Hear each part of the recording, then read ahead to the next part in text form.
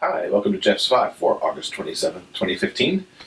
We're going to get a little serious in today's show. Talk about some current events. Going to talk about a great book I just read. And, of course, So You Think You Can Dance. So let's get started. So yesterday's big news was the shooting that happened in Virginia involving a TV reporter and her cameraman. It's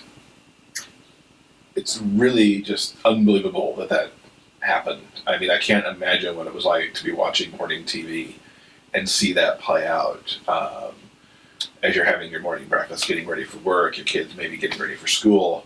I don't know how you explain that to a child if they saw it, and just that random act of violence that they witness on the TV screen. I don't know how you come back and finish your morning program if you're the other anchors on the air at that time. I just can't imagine.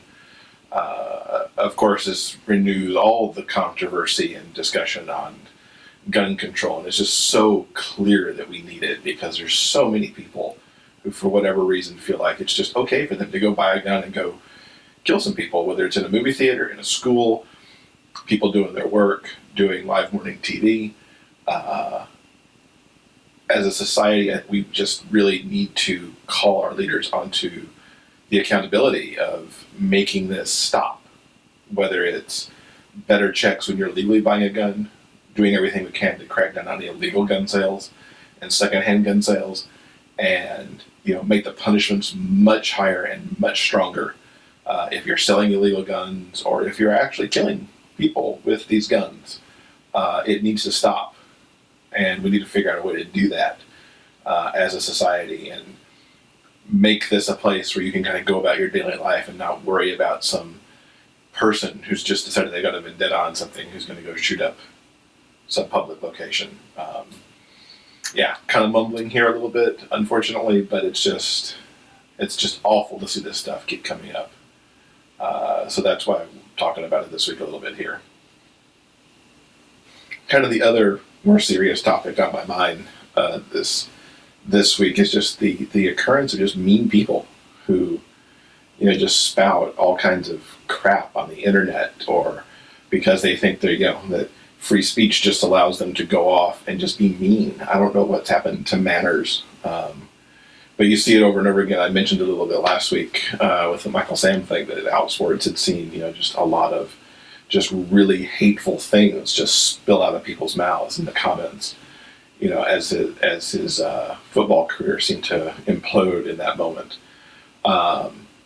It's really unfortunate, and I don't know why as a society, again, that we let this perpetrate itself and we don't hold people accountable for their remarks and really, seek to shut them down if they're just not really adding to the public dialogue somehow. There's a difference, we were taught as children, or at least I was, that if you didn't have anything nice to say, don't say it. There's no need for these comments. They don't really add to the public discourse. They don't make society better. And it's unfortunate. And it's just one of those things that's really bugging me right now. And it'd be nice if we could stop everyone from just putting out the first mean thing that comes to their mind just to have a quick, cute comment, which I think is a lot of what it is. People want to seem witty, and so they're going to throw that out there and watch the reaction to it. And there's no point to that. And I'm really trying, for my own self, I'm trying to move away from reading people's comments on that. I've started hiding people on Facebook if they keep spouting off this kind of remarks that are supposed to be cute, but that are just really kind of just mean. There's no point to it, and I kind of don't want to see it. I don't know how we stop it, because it's just what it is, but certainly we can call people out on it, and we can hide it from our own lives as well, and make sure that we take accountability for our own words. And, be polite or say nothing.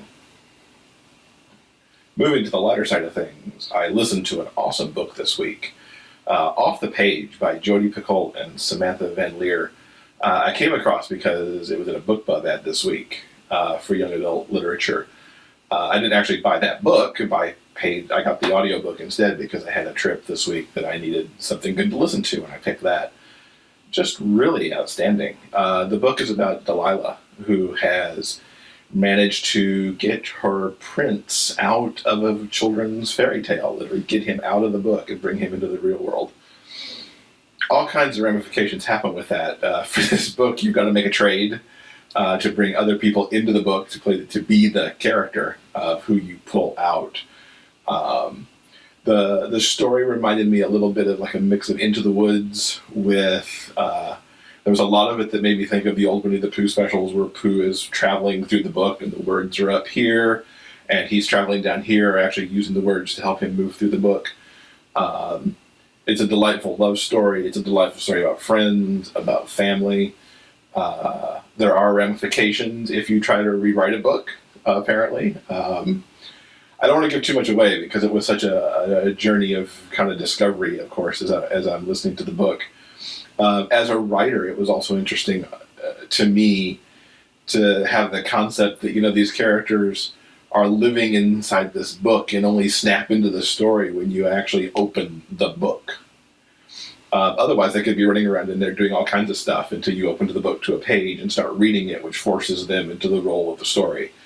Fascinating book. I highly recommend it. I'll have a blog post up on it within the next day or two as well on jeffandwill.com to kind of elaborate on it a little more. But it was a great listen. The audiobook's a lot of fun. Multiple narrators in there performing the story. So give it a look if you're looking for a good, fun book to read.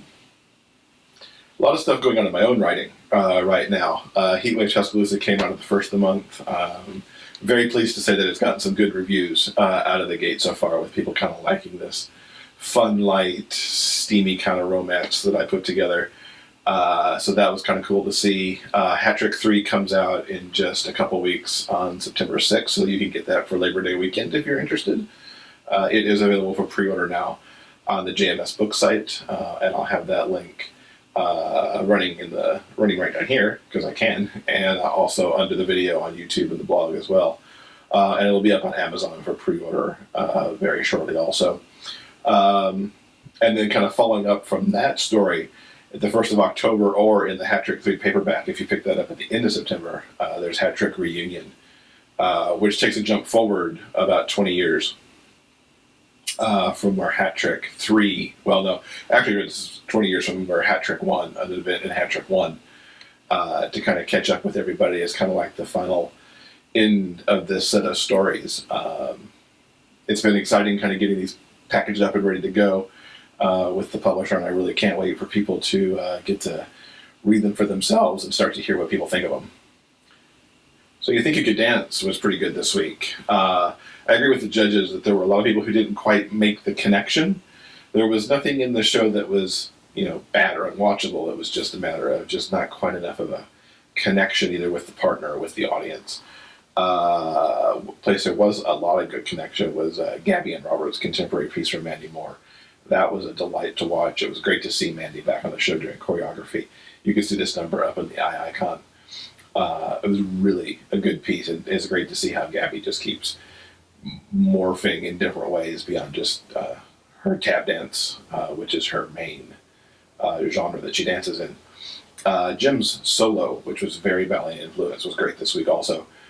It's up in the eye icon with in the playlist with some other dances that I really found enjoyable this week. So give that a look. We're winding down.